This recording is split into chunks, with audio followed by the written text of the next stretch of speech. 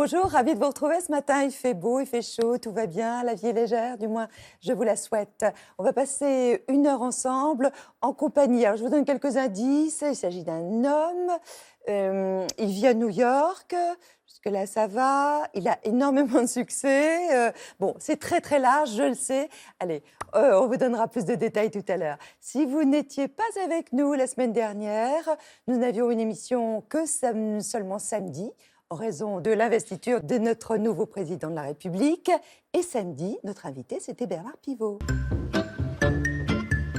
C'est Bernard Pivot qui est notre invité sur le plateau de Thé au Café. Bonjour Bernard. Qu'est-ce que vous diriez à ce jeune homme là qui est dans votre écran? Ben, je dirais qu'il n'y a pas que le football dans la vie et que, et que tu vas avoir des choses sérieuses à affronter et que tu n'auras pas toujours ce petit regard rictus, un petit peu comme ça, un petit peu hautain. Ne crois pas que ça va durer très longtemps tout ça, hein, mon petit gars. Depuis 2012, vous foulez les planches, vous vous en amusez, c'est jubilatoire. Est-ce que la scène, elle érotise? Ah si. Est-ce qu'elle érotise Écoutez, il va falloir que je regarde ça la prochaine fois, de près. Je vais regarder ça de près. C'est curieux quand même cette question. Pourquoi cette question? Mais parce que je pense que oui. Parce que vous pensez... Ah oui. Vous avez des souvenirs, Beaucoup d'artistes le disent. Ah bon? Quel est le rôle de l'amitié pour vous? Elle est essentielle. Il y a l'amour qui est évidemment la chose la plus sublime. Vous savez, dans le livre, je dis qu'on devrait écrire le mot amour avec un accent circonflexe sur le A. L'amour, comme l'accent circonflexe, il monte, puis il atteint un sommet, et puis malheureusement, il redescend après. L'amour, malheureusement, n'est pas éternel, tandis que l'amitié, généralement, on a une amitié, elle reste sauf accident, c'est une amitié de toute une vie. D'ailleurs, à ce propos, dans le vocabulaire, vous parlez aussi dans le livre que le mot « bondé », c'est pas un mot que vous aimez beaucoup. Bandé, non, si. Bandant, c'est un très joli mot. Alors, dans le Grand Robert, il y a un mot bandaison qui n'existe pas dans le Petit Robert. Ce qui prouve que le Grand Robert est plus porté sur la chose que le Petit Robert. Quel rapport vous avez avec la mort? Se rapproche. Mais vous vous dites c'est fini, c'est terminé derrière? Oh oui. Malheureusement, je ne suis pas très optimiste sur la suite. Et quant à la mort, j'en parle un peu d'ailleurs dans le livre, même si le livre est assez joyeux, et j'en parle un peu parce qu'elle se rapproche bigrement et qu'il faut bien compter avec elle. Est-ce que vous êtes un manuel? Pas du tout. Pas du tout. Voilà, allez. Ouh là là, et vous laissez le faire? Merci beaucoup, merci. La dernière fois que vous avez eu un doute sur le sens d'un mot?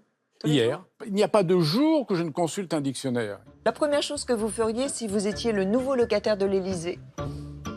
Je descendrai à la cave. Merci Bernard. Bernard qu'on va retrouver dans un instant, je vais vous expliquer pourquoi. Alors tout d'abord, quelle est votre profession? Écrivain. Votre situation familiale? Marié, 3 enfants. Est-ce que vous avez une obsession dans la vie? Ma famille et la cuisine. Et une devise? De rester jeune le plus longtemps possible pour ne pas en avoir. Vous venez me rejoindre. Votre prénom et votre nom? Marc Lévy.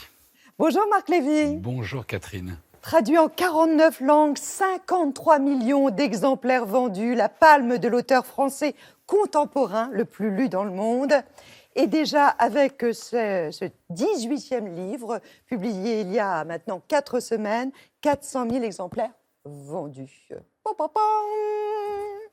Bon, une fois qu'on a dit ça, on a tout dit. Comment on y parvient? C'est ça, en fait, qu'on aimerait savoir. Est-ce qu'il y a une méthode? Est-ce qu'il y a une technique? On va en parler durant toute l'émission. Il y aura une personne aussi qui va venir nous interpréter au piano, un instrument, je crois, que vous appréciez. Un très beau titre. C'est Juliette Armanet. Ah oui. Oui, elle est chanteuse, elle a une voix très, très singulière, plutôt dans l'aigu, assez haut perché, et ça nous fera extrêmement plaisir de l'entendre tout à l'heure. Quelle est votre part d'ombre, Marc? Est-ce que vous en avez une? Oui, tout le monde en a une. Ce serait quoi? J'ai écrit un livre là-dessus qui s'appelle Le voleur d'ombre. La pudeur, je crois. Alors, est-ce qu'une interview, justement, c'est une épreuve pour vous? Disons que ça n'est pas... je ne prends aucun plaisir à parler de moi. voire même le contraire. Donc ça n'est pas une épreuve, parce qu'il y a des choses qui sont plus pénibles dans la vie, mais ça m'intimide toujours. Oui. Il y a cette pudeur qui fait que je me dis, mais pourquoi moi? Voilà. Plantez-nous le décor de votre enfance. Il y a eu plusieurs décors. Il y a eu un décor que j'aimais énormément, qui était dans le Midi, puisque j'ai eu la chance de passer une partie de mon enfance à Villefranche-sur-Mer, enfin à Beaulieu-sur-Mer et à Villefranche. Et ça, c'était les années joyeuses. Après, il y a eu le retour à Paris, que moi j'ai détesté, parce que c'est difficile quand vous avez grandi au milieu des citronniers et des oliviers de vous retrouver dans la vie parisienne. Que faisait votre père? Mon père était éditeur de livres d'art. Et donc, c'était un artisan, c'est-à-dire qu'à cette époque, il n'y avait pas d'ordinateur. Et donc, les livres d'art, ils se construisaient à la main. Et j'ai de très beaux souvenirs d'enfance avec lui où nous nous rendions dans les imprimeries, ou chez les relieurs, ou chez les fabricants de pots, qui fabriquaient les pots avec lesquels on faisait les couvertures des livres. Donc, c'était un monde assez magique, merveilleux et en même temps impressionnant, parce qu'un monde où tout l'entourage était composé d'artistes. Un couple très, très fusionnel, qui s'est toujours bien entendu que le couple de vos parents. Un modèle pour vous? Oui, parce que, très amoureux, très complice, extrêmement respectueux l'un de l'autre. Je ne l'ai jamais vu. Votre maman? Oui. Elle est belle, hein? Vous étiez amoureux d'elle? Non, je l'aimais. J'étais pas amoureux au sens oedipien du terme, mais je l'aimais. C'est une très belle femme, et elle a toujours été. Et c'est surtout une femme d'une générosité absolument incroyable. Est-il vrai qu'elle a été votre confidente? Oui, elle l'est toujours. Elle a toujours été ma confidente, oui. Vous lui racontez tout? Presque. Le reste, je le lui laissais deviner. Votre père, Raymond Lévy, a été résistant. Il a échappé à Auschwitz, alors que ses parents, donc vos grands-parents, y ont péri. Est-ce que vous aviez connaissance, vous, de son histoire? Tardivement? Je vous dirais que là aussi, il y a deux époques. C'est-à-dire qu'on n'était pas sans ignorer qu'il avait été du bon côté des choses et qu'il avait. Mais lorsque nous l'interrogions, systématiquement, il tournait ça en dérision. Un peu comme vous? Oui, lui, c'était quand même plus costaud. Oui, mais cette humilité. Oui. Donc, c'était toujours des petites choses. Voilà. Et effectivement, c'est vers l'âge de 18-20 ans que je vais découvrir par quelqu'un d'autre qu'il a été un grand résistant et qu'il a commis des actes de résistance qui, en plus, comment vous dire, papa était un homme tellement discret, tellement toujours souriant, tellement tendre, doux, que j'arrivais même. Il était même difficile de voir. Un héros. Ça, il a été un héros toute ma vie. Et d'ailleurs, quand je lui ai demandé pourquoi est-ce qu'il n'avait pas voulu me raconter sa résistance, il m'a fait cette réponse. Il m'a dit, mais qu'est-ce que tu voulais que je te raconte? Et je lui avais dit, mais moi j'aurais voulu savoir, enfant, que tu étais un héros. Et il m'a dit, non, la seule chose que je veux que tu saches et que tu te rappelles toute ta vie, c'est que je suis ton père. Donc, il ne se voyait pas du tout comme un héros. Et pour lui, avoir été dans la résistance, c'était la normalité. Donc, mais c'est vrai que j'ai fait cette découverte assez tardivement. Oui. Ça a d'ailleurs valu un livre où vous racontez bien sûr ces actes de guerre. Autour de vos parents, il y avait des gens incroyables. Il y avait Picasso, il y avait Chagall, il y avait Semprin, il y avait François Perrier. Et puis, il y avait Bernard Pivot. Alors, Absolument. coïncidence, c'était notre invité la semaine dernière. Qui d'ailleurs ça m'a énormément touché, puisque dans son livre, la phrase d'Exergue... Stop. Il fut l'ami de votre père, il s'adresse à vous. Marc, vous avez eu la gentillesse de m'envoyer de New York un mot extrêmement sympathique pour me remercier d'avoir dédié mon dernier livre à votre père, Raymond Lévy. Raymond Lévy qui était pour moi un personnage tout à fait extraordinaire, qui a été un ami intime et qui avait un nombre de qualités qu'on trouve rarement rassemblées chez un homme. Donc c'est un homme que j'admirais, mais je me demandais d'une certaine manière, avoir comme père un homme aussi exceptionnel que Raymond Lévy, est-ce que est-ce que c'est pas d'une certaine manière presque un handicap? Non, je crois que ça a été une force. Ça a été une force, au contraire, parce que vous avez des gens qui, qui passent leur vie à essayer de vous rappeler qui ils sont, et papa, c'était tout le contraire. Papa était un homme d'une générosité et d'une ouverture d'esprit rare, mais jamais il ne vous laissait entendre qu'il l'était plus que vous. Et donc, on dit que c'est dur de... C'était mettre la barre haut, quand même, pour vous. Non, parce que c'était dans le partage. Vous voyez, c'est-à-dire qu'un grand arbre ne fait pas forcément de l'ombre. Il fait de l'ombre s'il a envie de vous faire de l'ombre, s'il a envie d'exister et de vous écraser. Mais au contraire, cette éducation-là est exactement le contraire. Donc, non, pour répondre à Bernard, au contraire, ça a été un extraordinaire moteur. Je pense que j'ai eu beaucoup de chance. Votre parcours, Marc Lévy, il nous est raconté ce matin par Julie de Maraille. Marc Lévy, retraçons votre parcours à partir des 8 lettres de votre nom. M comme million. Avec 53 millions d'exemplaires vendus, traduits en 49 langues, vous remportez la palme de l'auteur français le plus lu dans le monde. A comme affaire, car avant d'être cet écrivain à succès, vous étiez chef d'entreprise. Nous avons pris le pari de développer nous-mêmes des ordinateurs en Europe et de partir à la conquête du marché européen et aussi à la conquête du marché américain. Raté, votre société d'informatique fait faillite. Vous créez alors un cabinet d'architecture avant de changer de cap en l'an 2000. J'essaye de devenir écrivain. R comme roman, la preuve que c'est réussi à 39 ans, vous surprenez tout le monde. Pour la première fois à la télévision, un illustre inconnu, Marc Lévy. Inconnu du milieu littéraire, mais déjà un phénomène de librairie jamais démenti depuis 17 ans. À raison d'un livre par an, vous comptabilisez 18 romans, 18 best-sellers. C comme cinéma, 3 de vos livres sont adaptés. Steven Spielberg en personne obtient l'achat des droits de votre premier livre pour 2 millions de dollars. Encore une, ça fait beaucoup. L comme Lindon qui incarne l'un de vos personnages à l'écran. C'est pas du tout ce que tu crois. E comme écrivain. Le plus lu maintenant depuis des années et en même temps le plus ignoré par la critique. Ignoré ou dénigré. Je m'en fous complètement. Les lecteurs sont conquis, les femmes surtout. Ne seriez-vous pas Une sorte de Bruel de la littérature. Je suis pas sûr que ça va faire très très plaisir à Bruno. V comme voyageur, vous l'éternel globe-trotter, vous vivez à New York, après Paris et Londres. Moi, je vis ici parce que j'ai toujours été attiré par la différence de l'autre. Y comme dans Johnny, à qui vous avez écrit une chanson. Ou tout simplement comme dans Lévy, un romancier à qui tout réussit. Marc, malheureusement, Lina existe. Regardez donc de nouveau cette Non, image. non, c'est Mais bon, on c'est l'a pas déjà possible. vu. Mais qu'est-ce que c'est que cette photo? Bah, c'est pas vous, ça. Non, je Et sais. vous avez combien de kilos en plus ou en trop? Ah là, il y a une bonne vingtaine. Hein. Le côté un peu énorme. Comme disait Coluche, non, dans ma vie, j'ai perdu 3 camions. J'ai perdu 3 smirmorques.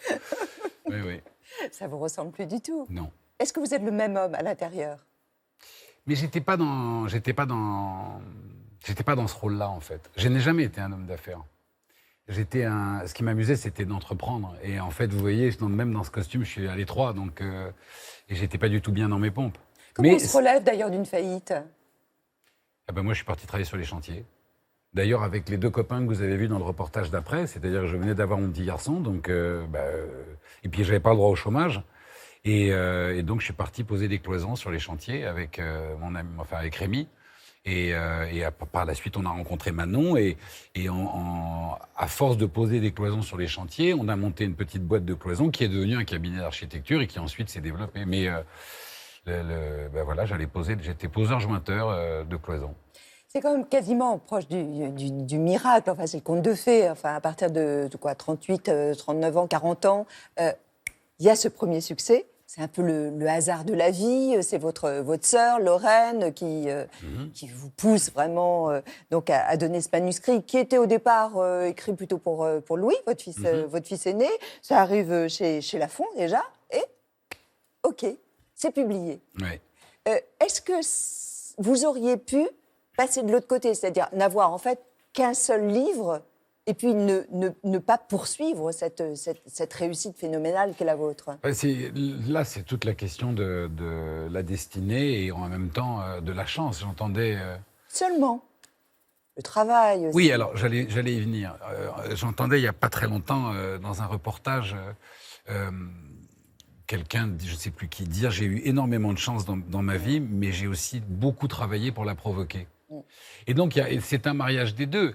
Quand j'écris, et si c'était vrai, après avoir essuyé un certain nombre d'échecs dans ma vie, j'écris cette histoire à l'homme que devient mon fils avec une idée en tête, c'est comme l'avait fait mon père pour moi, en contournant la leçon de morale et au travers d'une comédie légère, j'essaie de lui dire, va au bout de tes rêves, ne laisse pas la tribu des pas possibles gagner. Bon, et puis il m'arrive cette chose incroyable, Lafon me publie, et puis un mois après, Spielberg achète les droits du livre.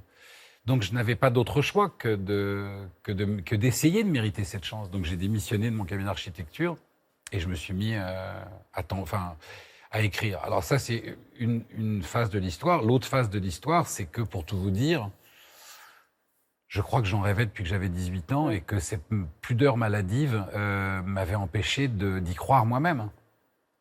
À quel moment vous avez cru à vos capacités, à votre talent d'écrivain? Ça prend du temps? Oui. Oui, ça a pris 6 ans à peu près, 5-6 ans. Oui, ça a pris 5-6 ans. Qu'est-ce qui fait dire « je ne suis pas un mauvais écrivain » ? Mais je crois que vous pouvez... J'allais vous dire, c'est une... Je crois qu'il vaut mieux se dire ça toute sa vie. Parce que si vous vous dites « je suis génial », alors vous arrêtez de travailler. Non, mais on peut acquérir un peu d'assurance. Alors, en fait, ça vient avec, comme pour tout métier, comme pour tout artisan. Et je dis ça pas de façon... je sais que c'est un mot qui est très galvaudé, mais je le dis... je le dis à ceux qui aiment et qui comprennent le sens du métier. Parce qu'on peut être artisan, un médecin peut être aussi un artisan. Ça veut dire aimer son métier et savoir que le rapport qu'on entretient avec son outil de travail est un rapport passionnel où on doit mériter son outil de travail. Donc, oui, au bout de 4 romans ou de 5 romans, j'ai commencé à me dire j'ai fait mes classes. Ça ne voulait pas du tout dire je suis arrivé au bout de... Mais j'ai fait mes classes. Voilà, maintenant, je suis devenu... ça fait 4 ans que je vis de ma plume.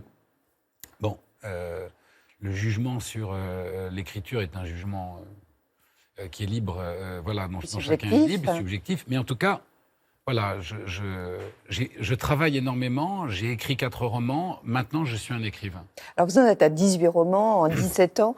Vous affirmez, je vous ai entendu dire, ne pas disposer d'outils littéraires.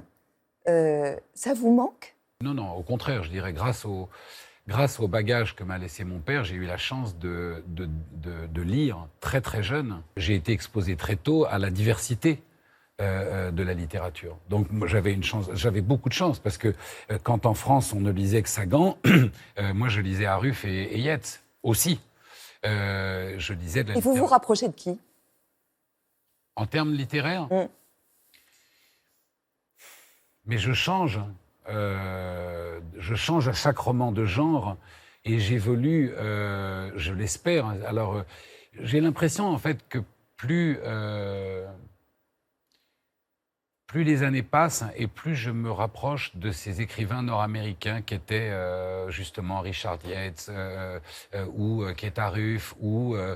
alors c'est toujours prétentieux parce que vous citez des noms et ça ne veut pas dire autant que vous êtes arrivé à leur niveau. Mais par exemple, Romain Gary est une lumière pour moi. J'ai toujours écrit en pensant à Gary.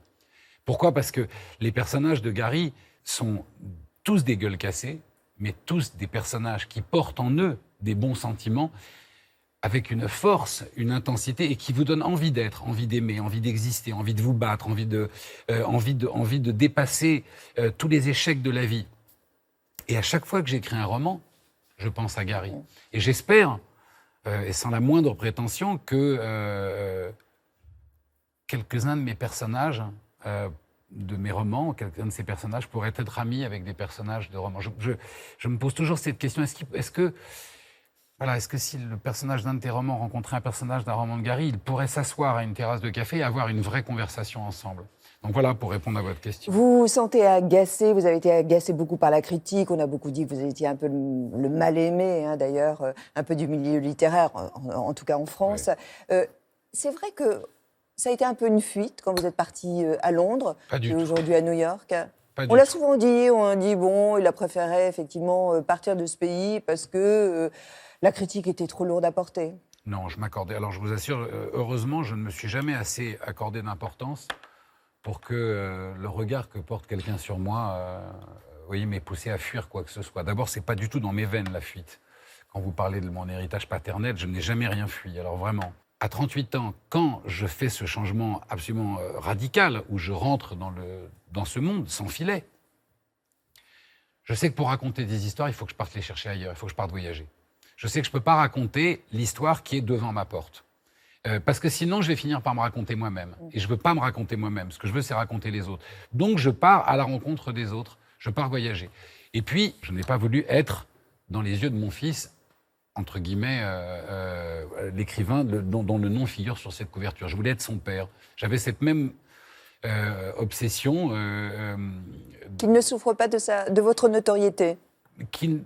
Pourquoi souffrir? Mais en tout cas, qu'elle ne vienne en rien... Le déstabiliser ou le changer. Ou surtout affecter en quoi que ce soit la simplicité et la logique d'une relation père-fils. Donc, voilà, on est parti en terrain connu. Marc Lévy, quand vous entreprenez un nouvel ouvrage comme la dernière des Stanfield, est-ce que vous en connaissez la fin? Pas toujours, non. D'ailleurs, plus les années avancent et moins c'est le cas. Au début de ma carrière, lorsque j'écrivais un roman, j'avais besoin d'en connaître la fin. Aujourd'hui, parmi les libertés que l'écriture m'a apportées, il y a celle de prendre la mer en me disant que je ferais peut-être demi-tour au bout de 50 pages. Et parfois même, d'ailleurs, au cours du voyage, de me dire je ne vais pas y arriver. Ma femme me dit que ce que je répète le plus quand j'écris un roman, c'est que je lui répète en permanence que je ne vais pas y arriver. D'ailleurs, pour se moquer de moi, elle m'a même une fois enregistré en cachette. Et la dernière fois que je suis allé lui dire je ne vais pas y arriver, elle m'a ressorti de l'enregistrement l'an dernier. Comment vous choisissez vos titres? Parce que vraiment, les titres, ils sont des titres très marquants. Hein. Si c'était vrai, où es-tu? 7 jours sur une éternité, la prochaine fois vous revoir, mes amis, mes amours, les enfants de la liberté. Bon, elle et lui, l'horizon à l'envers.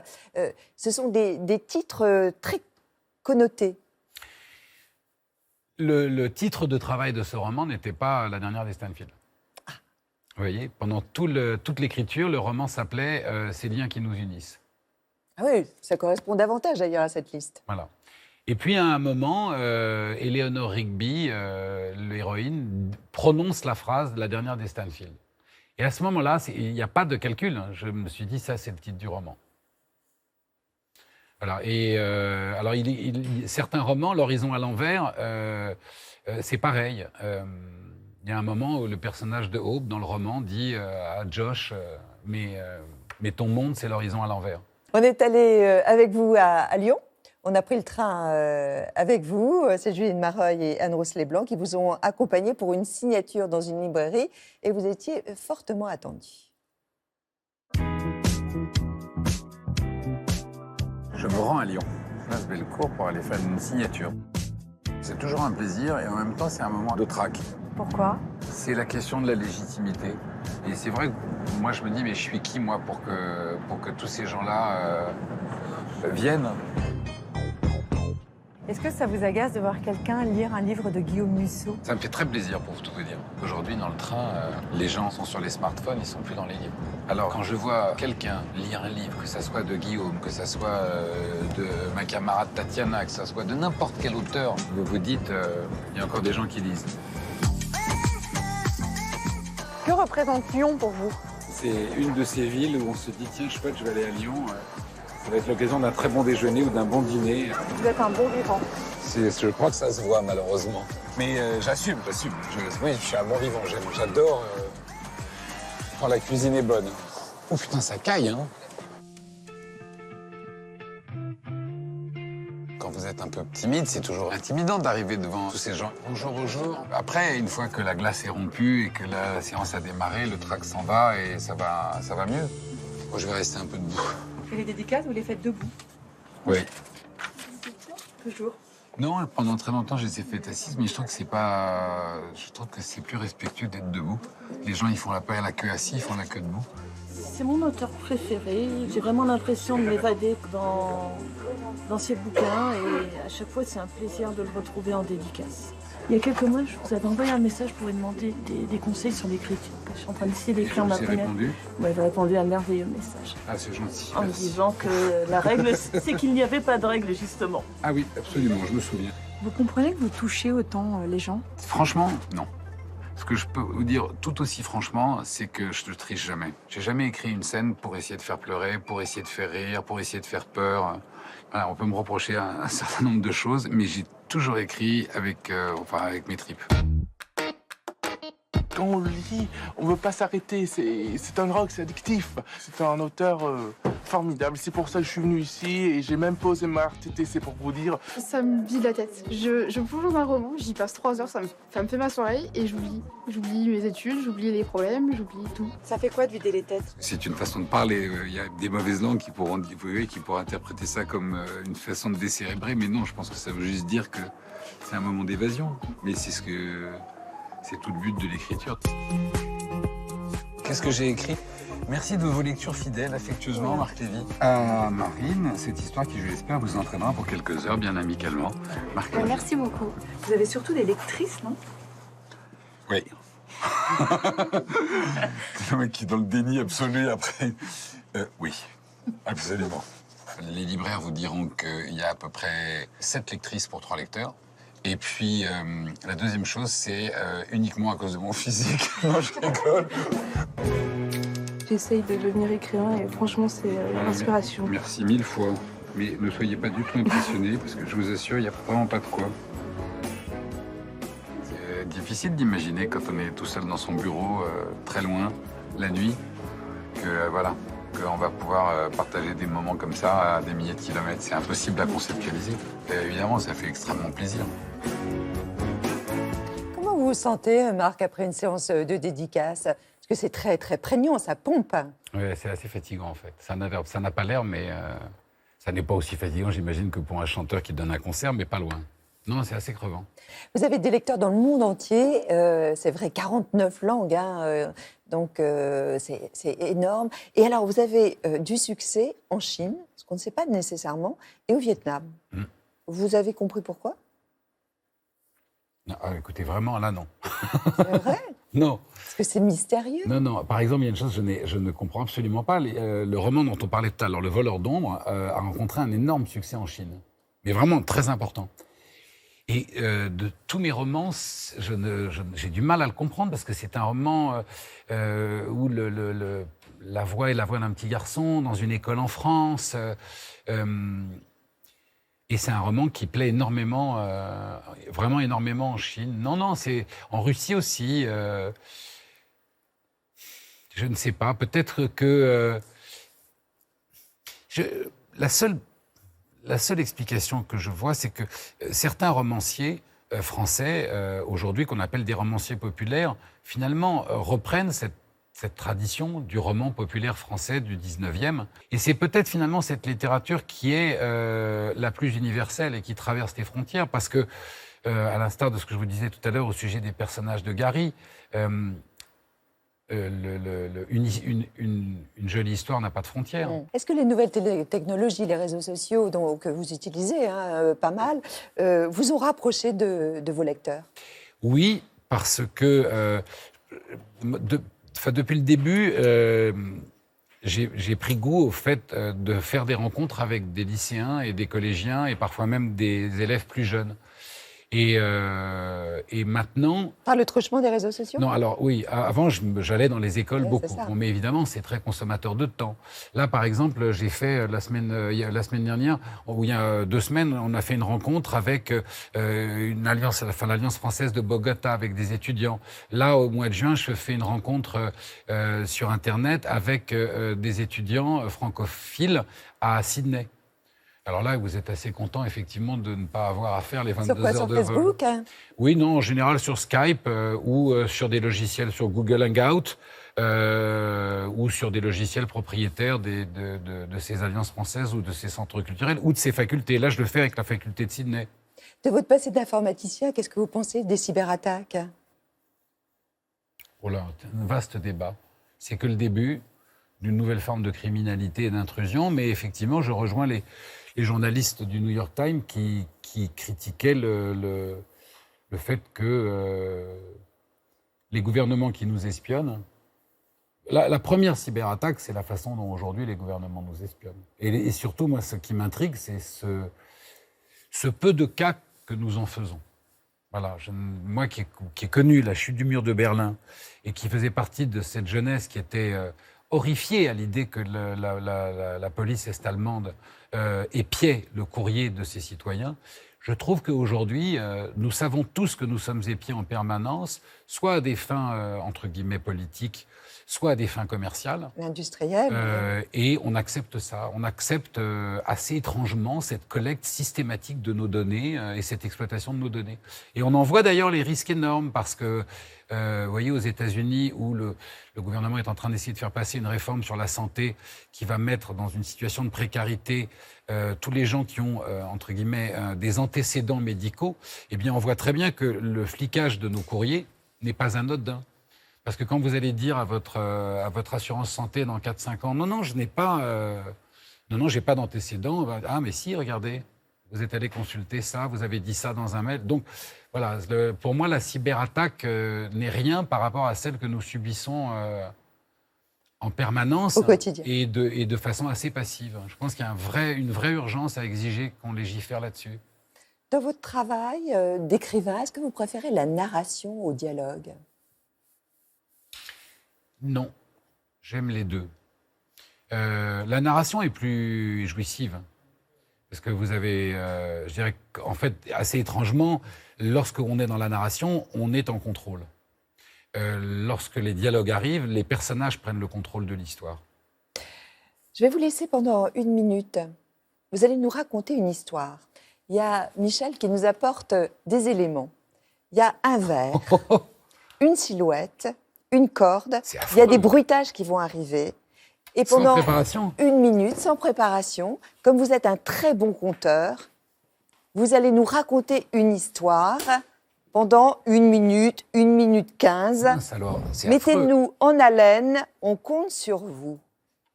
Bon, je vais y aller comme ça à l'impro, ça va pas être bon. 1 minute, c'est très long, on va essayer.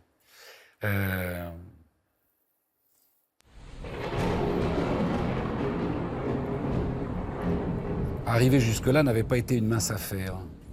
Il était détrempé, la soirée avait mal commencé, et la suite ne semblait guère meilleure. Il avait trouvé la clé par terre,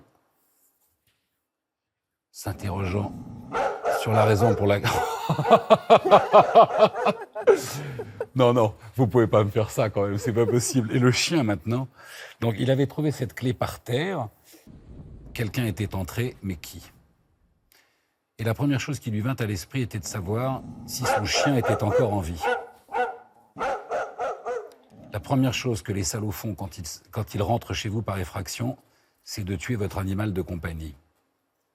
La lumière était éteinte. On va dire que ce sont les fusibles. On va dire que ce sont les fusibles qui ont sauté. L'alarme de l'appartement venait de se déclencher. De toute évidence, il n'était pas seul. Ses yeux s'accoutumèrent à la pénombre et sur le comptoir, il découvrit un verre taché de sang et une cordelette qui pendait à la poignée. Dites donc, dur impro. Vous avez été formidable. Mais, oui, c'est très. Moi, je me serais enfuie. Hein. Non, mais c'est très différent. Bravo, c'est très différent d'inventer une histoire à voix haute et de l'écrire, parce que. Vous voyez, dans les choses qui sont... Pourquoi est-ce que finalement on écrit? Parce qu'on pourrait dicter. Parce qu'il y a un temps entre le moment où le cerveau a une idée et le moment où la main l'exprime. Je viens de me rendre compte que je serais incapable de dicter mes romans. Vous savez que Mary Higgins Clark fait ça. Ah oui? Elle dicte ses romans à sa très vieille secrétaire. Et oui, elle est assise dans son fauteuil et elle lui dicte ses romans. Bon, au moins... Vous aurez découvert aujourd'hui que ce n'est pas votre façon de travailler, c'est Non. pas une bonne méthode pour vous. Non, mais surtout ça peut l'être à la rigueur, mais pas avec un temps comme ça qui est limité, ça vous oblige à penser vite. C'est le contraire de l'écriture, l'écrivain est paresseux.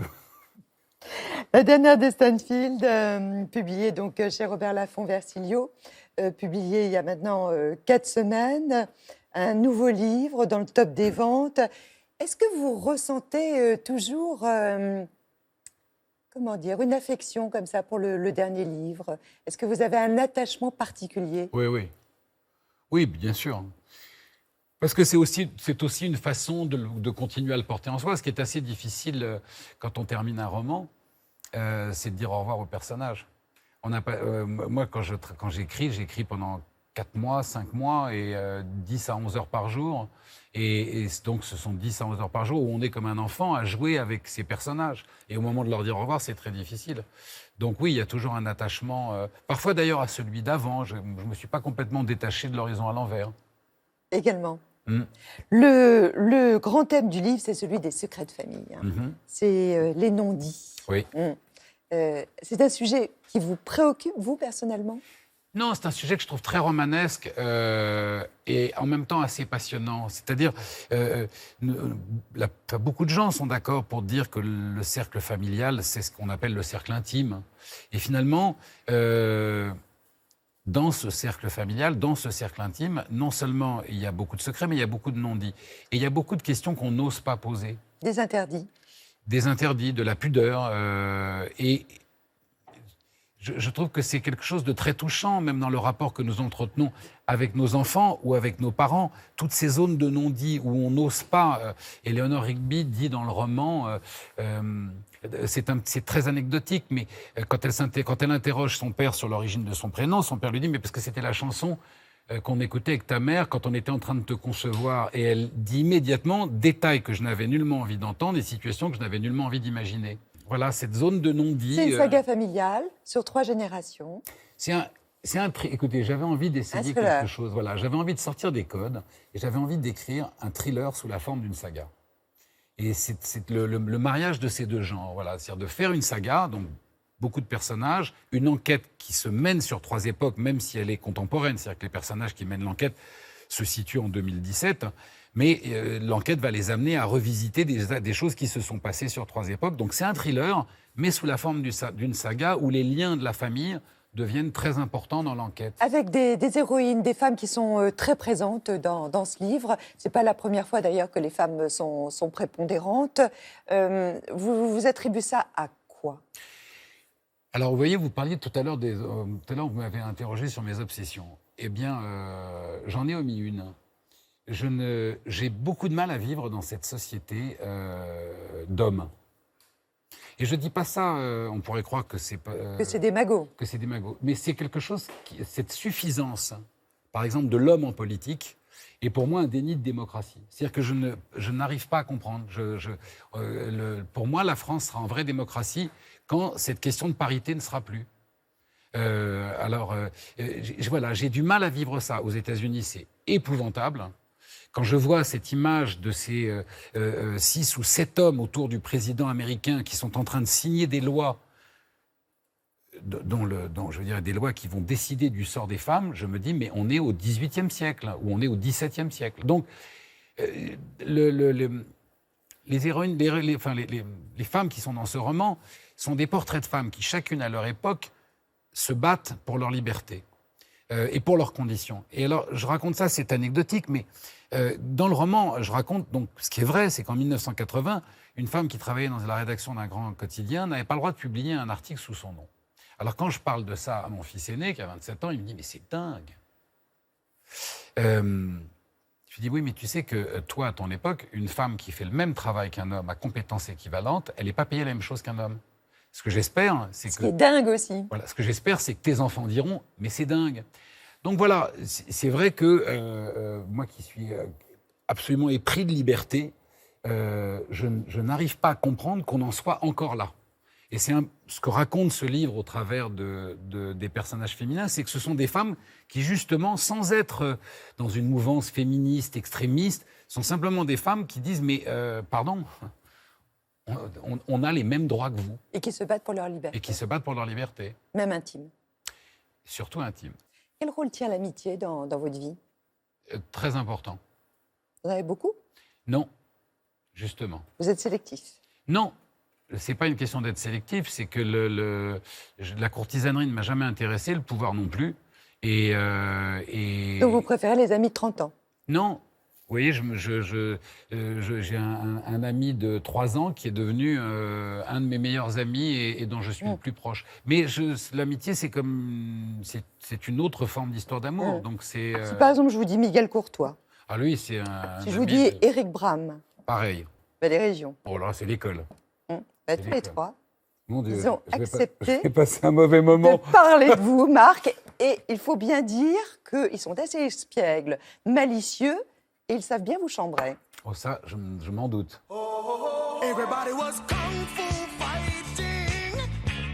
Qu'est-ce qui dégage? Ah, c'est marrant comme question. Qu'est-ce qui dégage? Marc est tout sauf quelqu'un de lisse. C'est un type taciturne, ennuyeux. Je sais pas qui est ce Miguel, mais il dit absolument n'importe quoi. Enfin, il n'a pas beaucoup de qualité, en fait.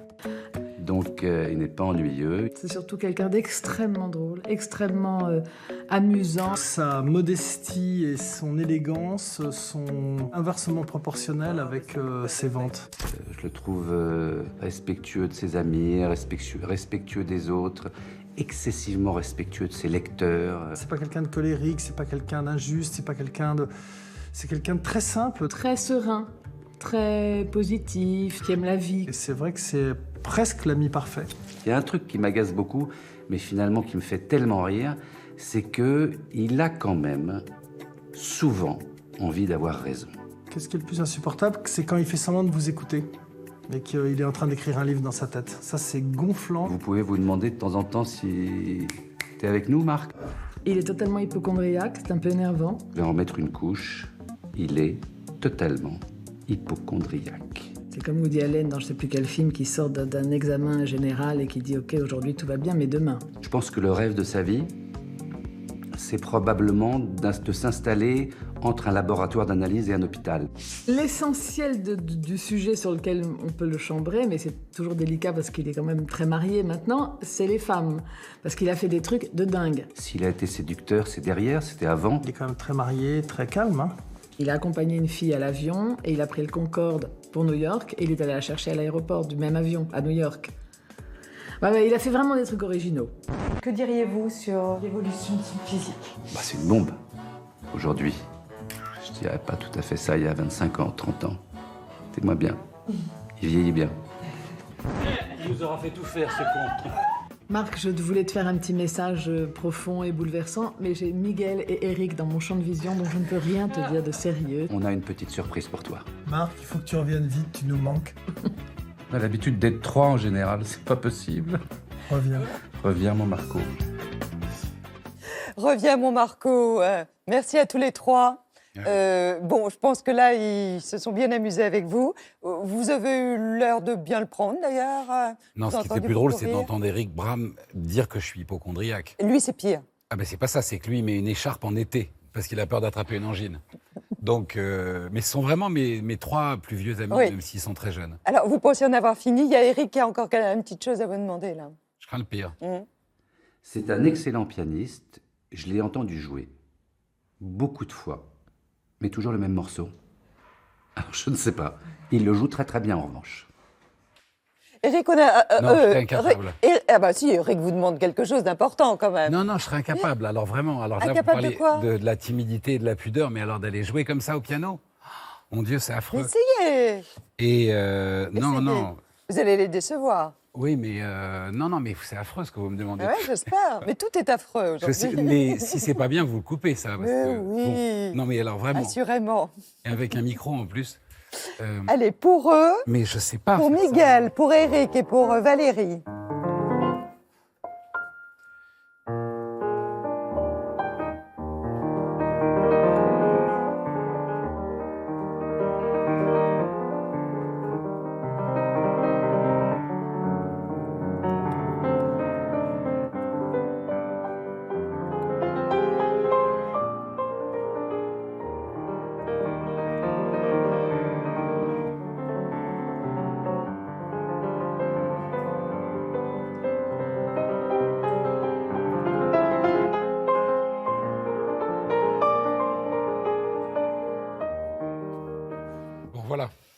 pas si mal que ça. Qu'est-ce que c'était? C'est un truc que j'avais écrit il y a très longtemps. Ah oui, c'est vous qui l'avez composé en plus? Oui. Ah. Fils Bon. parle. Pas Merci, mal. Eric. Non, mais il va être surpris. Oui, merci les gars, c'est ça? Merci les copains, merci. Oui. Ah, sont vos potes, hein. Oui, oui, Vous oui. les avez choisis. Hein. Absolument. Oui. Bon, on va maintenant parler musique, cette fois avec une professionnelle. Vous en êtes d'accord? Avec grand plaisir. On va recevoir Juliette Armanet. Alors, Juliette Armanet, Bonjour. elle a une voix singulière. Bonjour Juliette, merci d'être là. Même piano, mais vous allez voir, il résonne très très bien avec elle. C'est son premier album qui a pour titre Petite Amie. Et elle va nous interpréter un titre. Et puis après, vous allez venir nous rejoindre parce qu'on veut vous découvrir. Le titre étant intitulé L'amour en solitaire. Merci Juliette, on vous écoute.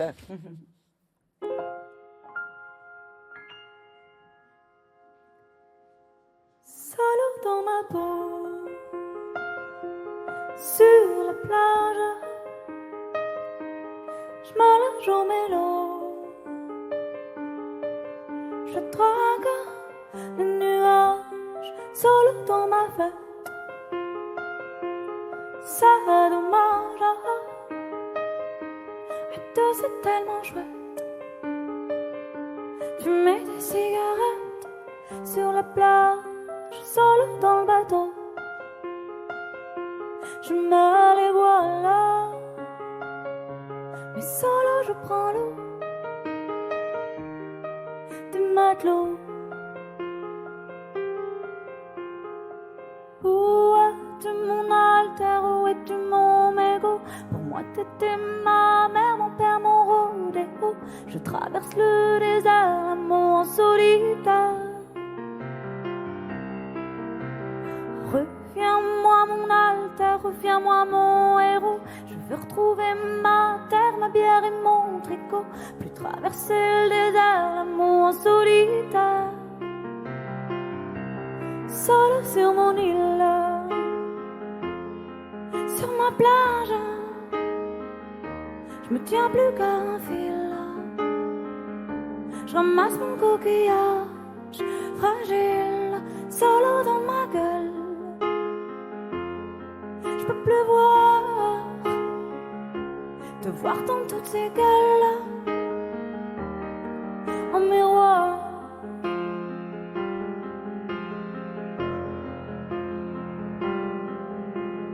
Où es-tu mon alter, où es-tu mon mégot? Pour moi t'étais ma mère, mon père, mon rodéo. Je traverse le désert, l'amour en solitaire. Reviens-moi mon alter, reviens-moi mon héros. Je veux retrouver ma terre, ma bière et mon tricot. Plus traverser le désert, l'amour en solitaire. Solo je danse le slow sur ta plage. Je m'enroule dans les flots. Solo je fais naufrage. Mais dans le fond, je m'en fous. C'est pas grave. Sans toi, je devenais flou. Oh, point. C'est tout.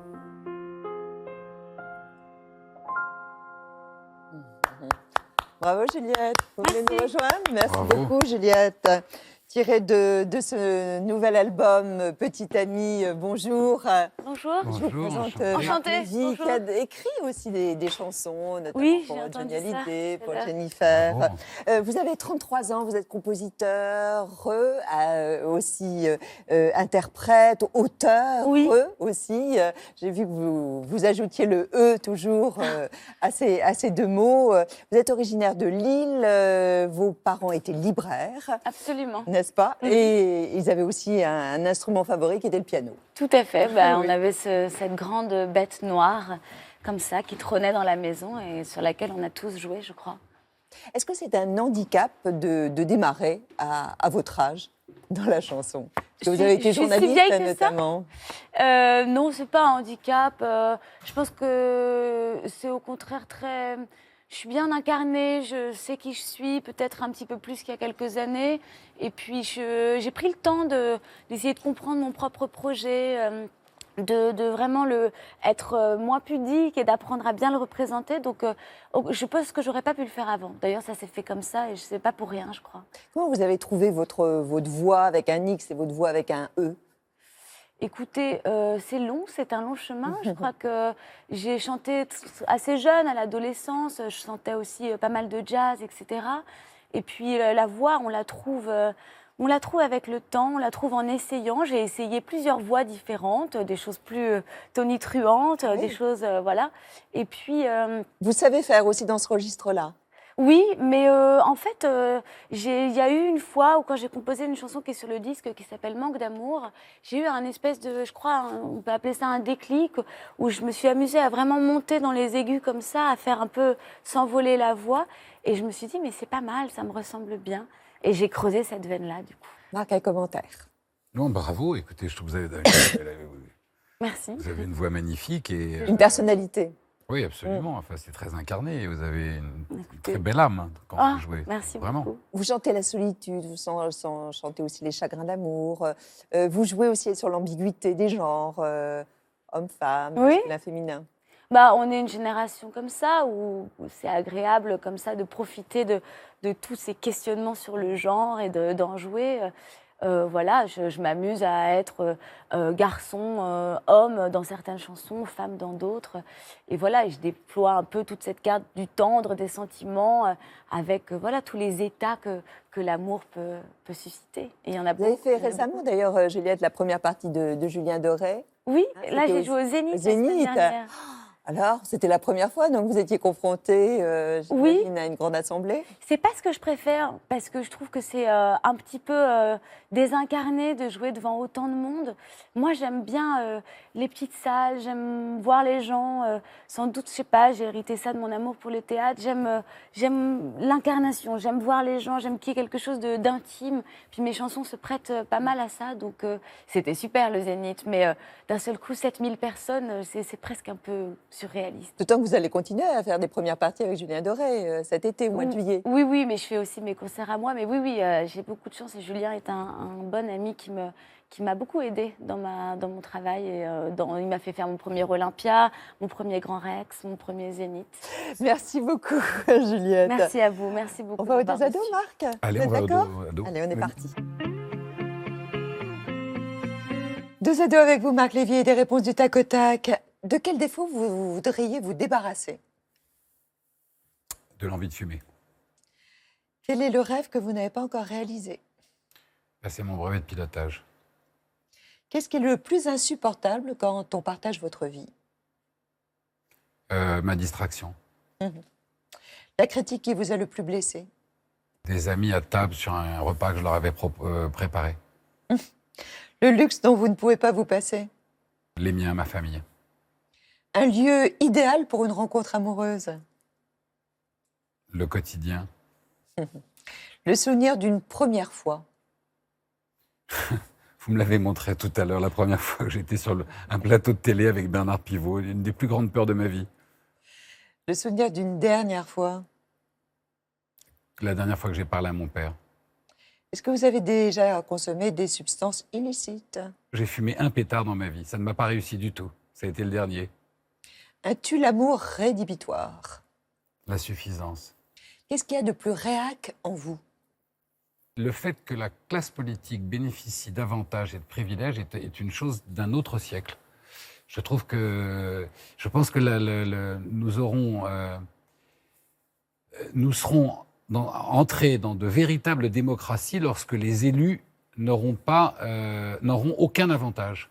Par exemple, l'immunité en politique me semble être un déni de démocratie. S'il y a bien une personne qui ne doit pas être immune, par définition, c'est l'élu. Si vous étiez une femme le temps d'une journée, qu'est-ce que vous feriez? Ça, je ne peux pas trouver plus belle réponse que celle qu'a fait Black Edwards, à qui on a posé cette question. Quand il a répondu, je passerai ma journée à me toucher les seins. Est-ce que vous avez déjà succombé au charme d'une fan? D'une fan? Non. Je n'ai succombé qu'au charme de ma femme. Si vous avez déjà usé de votre notoriété, C'était dans quel cadre? Pour obtenir un médicament dans une pharmacie. Petit privilège. Non, vous m'avez dit usine. Non, j'avais pas mon ordonnance sur moi et voilà. Et la pharmacienne m'a reconnu et donc, quand je lui ai juré que j'avais l'ordonnance mais que je l'avais laissée à mon hôtel, Elle vous a donné le médicament. elle m'a cru et elle m'a donné le médicament. Une chanson qui vous rend joyeux. Le photographe de Ed Sheeran. C'est une chanson sur laquelle mon fils danse et ça me rend très joyeux parce que du coup, quand je l'entends, je le vois danser. On le savait.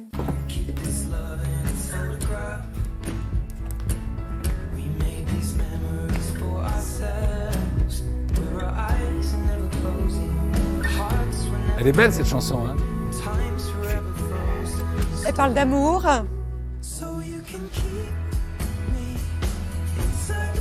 Avec un joli clip. Oui, hein. Elle est belle et puis elle est à la fois... je sais pas, je trouve qu'elle provoque une émotion et en même temps à la fois nostalgique et joyeuse. Ça vous tente pas de réécrire des chansons? Si, beaucoup. Alors, qu'est-ce que vous attendez? Mais bon, c'est pas à l'initiative de... En fait, il faut qu'un chanteur vous le demande. Mais si c'est quelque chose que j'ai très envie de refaire. Vous pouvez présenter des textes. Oui, des mais chansons à ça quelqu'un? fait partie du registre de la pudeur. Oui. Je suis trop pudique pour aller voir, moi, un artiste en lui disant « Tiens, je t'ai écrit une chanson ». Mais, Vous pouvez m'en laisser quelques textes, s'il vous plaît? Bien Et puis, je les proposerai à Thomas Fersen. Absolument. Samedi prochain. Avec grand plaisir. Non, mais c'est vraiment... je dois dire que j'ai eu cette chance extraordinaire, notamment d'écrire une chanson pour Johnny Hallyday, et c'était magique, quoi, de faire ça. Je voudrais saluer l'artiste qui est exposé sur le plateau de Théo Café, votre plateau, Marc Lévy. Il s'agit de Berthe Ruckert. C'est un homme. Il expose jusqu'au lundi 22 mai aux ateliers d'artistes, c'est-à-dire jusqu'à demain, de Belleville, rue des Annelais à Paris, dans le 19e. Berthe Ruckert, il fabrique lui-même ses couleurs. Il travaille ses toiles avec des couches successives de matière, jusqu'à 50 couches sur un même tableau. Chaque couche laisse une empreinte et donne de la profondeur au tableau. Berthe Ruckert, merci à lui.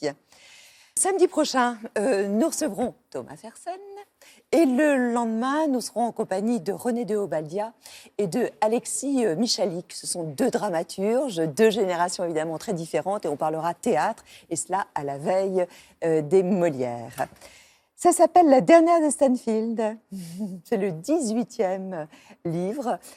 Vous imaginez que ceux qui vont l'acheter le liront où? Allez, comme ça, une image qui vous vient à l'esprit. Dans les transports en commun, chez eux, dans leur lit, assis dans une chaise longue, sur une pelouse, dans un banc, sur un parc. C'est de la magie du livre, c'est qu'ils voyagent avec nous.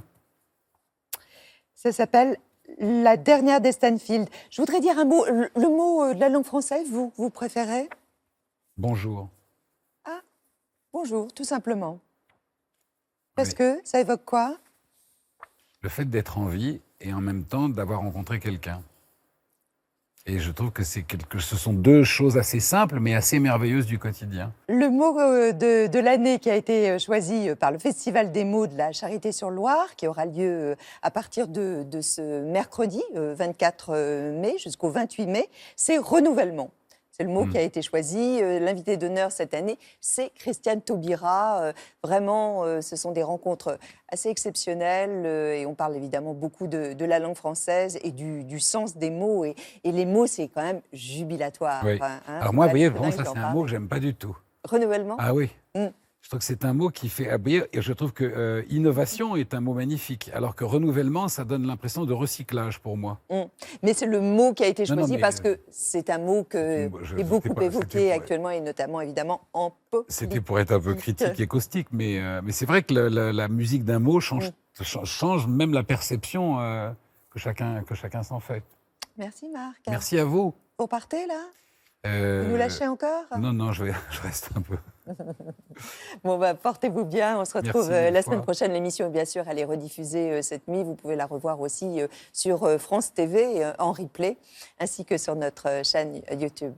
Passez une très, très bonne journée, une très bonne semaine. Portez-vous bien. Et puis, qu'il y ait du soleil dans vos cœurs. Merci mille fois. Au revoir. On fait un petit selfie, Marc. D'accord? Allez, avec plaisir. Au revoir.